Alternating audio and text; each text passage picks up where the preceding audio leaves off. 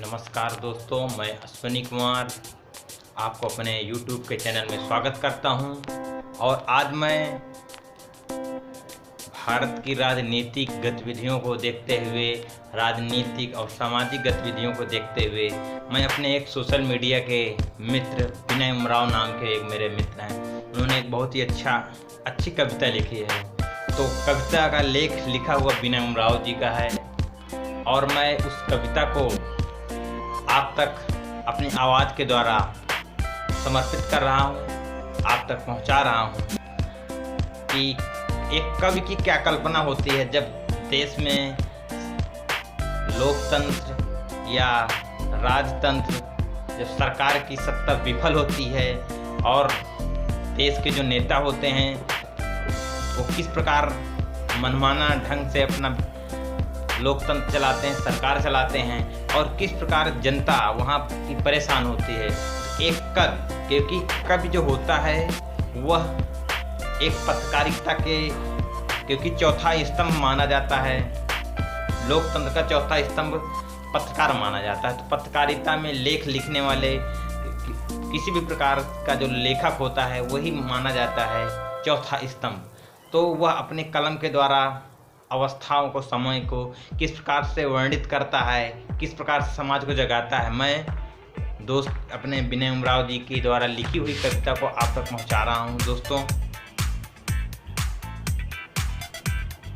कोई रूप नहीं बदलेगा सत्ता के सिंहासन का, कोई अर्थ नहीं निकलेगा बार बार निर्वाचन का, एक बड़ा खूनी परिवर्तन होना बहुत जरूरी है, अब तो भूखे पेटों का बागी होना मजबूरी है, जागो कलम पुरोधा जागो, मौसम का मजमान लिखो, चंबल की बागी बंदूकों को ही अब कानून लिखो, हर मजहब के लंबे लंबे खून सने नाखून लिखो, गलियां गलियां बस्ती बस्ती धुआं धुआं गोलियां खून लिखो, हम तो वो कलम नहीं हैं जो बिक जाती हैं दरबारों में, हम शब्दों के दीप शिखा हैं अंधियारे चौबारों में, हम वाणी के राजदूत हैं सच पर मरने वाले हैं, डाकू को डाकू कहने की हिम्मत करने वाले हैं, जब तक भोली भाली जनता के अंधेरों पर डर के ताले हैं, जब तक भोली भाली जनता के अंधेरों पर डर के ताले हैं, तब तक बनकर पंचजन हम हर दिल अलख जगाएंगे, बागी हैं हम इंकलाब के गीत सुनाते जाएंगे, अगवानी हर परिवर्तन की भेंट चढ़ी बदनामी की, हमने बूढ़े जेपी के आंसू की भी नीलामी की, परिवर्तन की पतवारों से केवल एक निवेदन था, भूखी मानवता को रोटी देने का आवेदन था, अब भी रोज कहर पे बादल फटते हैं झोपड़ियों पर, कोई संसद बहस नहीं करती भूखी अतड़ियों पर, अब भी महलों के पहरे में पगडंडी की सांसों पर, शोक सभाएं कहाँ हुई हैं मजदूरों की लाशों पर, निर्धनता का खेल देखिए काला हांडी में, माँ बेटे को बेच रही है दिन की एक दिहाड़ी में, माँ बेटे की लाशों पर आंचल का कफन उड़ाती है, जब तक बंद तिजोरी में मेहनत कश की आज़ादी है, तब तक हम हर सिंहासन को अपराधी बतलाएंगे, बागी हैं हम इंकलाब के गीत सुनाते जाएंगे, गांधी के सपनों का सारा भारत टूटे लेता है, यहाँ चमन का माली खुद ही कलियां लूटे लेता है, निंदिया के आंचल में जब ये सारा जग सोता होगा, राजघाट में चुपके चुपके तब गांधी भी रोता होगा, हर चौराहे से आवाजें आती हैं सत्रासों की, पूरा देश नजर आता है मंडी ताजा लाशों की, हम सिंहासन को चला रहे हैं राम राज्य के नारों से, हम सिंहासन को चला रहे हैं राम राज्य के नारे से, मदिरा की बदबू आती है संसद की दीवारों से, जनगण मन ये पूछ रहा है दिल्ली की दीवारों से,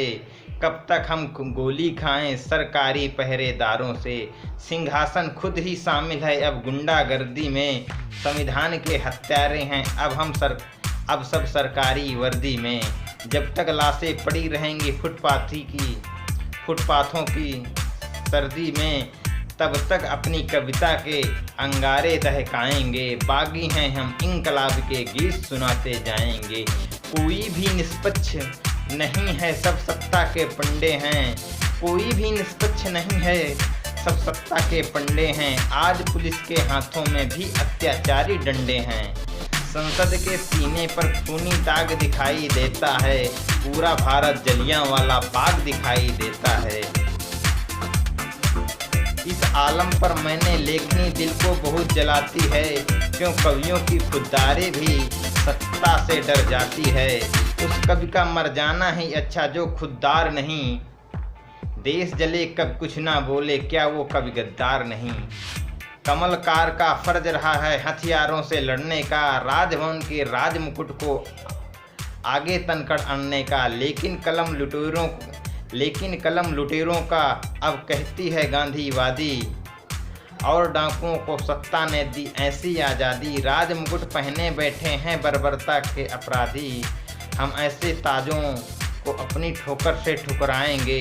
बागी हैं हम इंकलाब के गीत सुनाते जाएंगे। बुद्धिजीवियों का ये भाषा अखबारी लग सकती है। मेरी शैली काव्य शास्त्र की हत्यारी लग सकती है। पर जब संसद गूंगी शासन बहरा होने लगता है। और कलम की आज़ादी पर पहरा होने लगता है। तो अंतर आ ही जाता है शब्दों की परिभाषा में। कवि को चिल्लाना पड़ता है अंगारों की भाषा में। जब छालों की पीड़ा गाने की मजबूरी होती है तो कविता भी कला व्यंजना गैर जरूरी होती है। झोपड़ियों की चीखों का क्या कारण यही आचरण होता है। मासूमों के आंसू का क्या कोई व्याकरण होता है। वे उनके दिल के छालों की पीड़ा और बढ़ाते हैं जो भूखे पेटों को भाषा का व्याकरण पढ़ाते हैं। जिन शब्दों की अयासी को पंडित गीत बताते हैं। हम ऐसे गीतों की भाषा कभी नहीं अपनाएंगे। बागी हैं हम इंकलाब के गीत सुनाते जाएंगे। जब पूरा जीवन पीड़ा के दामन में ढल जाता है तो सारा व्याकरण पेट की अग्नि में जल जाता है। जिस दिन भूख बगावत वाली सीमा पर आ जाती है। जिस दिन भूख बगावत वाली सीमा पर आ जाती है। उस दिन भूखी जनता सिंहासन को भी खा जाती है। उस दिन भूखी जनता सिंहासन को खा जाती है। मेरी पीढ़ी वालों जागो, तरुणाई नीलाम न हो। इतिहासों के शिलालेख पर कल यौवन बदनाम न हो। अपने लहू में नाखून डुबोने को तैयार रहो। अपने सीने पर कातिल लिखवाने को तैयार रहो। हम गांधी की राहों से हटते हैं तो हट जाने दो। हम गांधी की राहों से हटते हैं तो हट जाने दो। अब 2-4 भ्रष्ट नेता कटते हैं तो कट जाने दो। हम समझौता की चादर को और नहीं अब ओढ़ेंगे। जो माँ के आंचल को फाड़े हम वो बाजू तोड़ेंगे। जो माँ के आंचल को फाड़े हम उस बाजू को तोड़ेंगे। अपने घर में कोई भी जयचंद नहीं अब छोड़ेंगे। हम गद्दारों को चुनकर दीवारों में चुनवाएंगे। बागी हैं हम इंकलाब के गीत सुनाते जाएंगे। दोस्तों, यह कविता हमारे राष्ट्र नेताओं के लिए व्यवस्था पर समर्पित है। तो आपको मेरी एक कविता मेरे द्वारा बोली गई कविता है, लेकिन मेरे मित्र के द्वारा लिखी हुई कविता विनय उमराव जी के द्वारा आप तक समर्पित कैसी लगी कमेंट बॉक्स में लिखें। अच्छी लगी शेयर करें। चैनल को सब्सक्राइब नहीं किया है तो रेड बटन दबाकर सब्सक्राइब करें। जय भारत, जय संविधान, जय विज्ञान।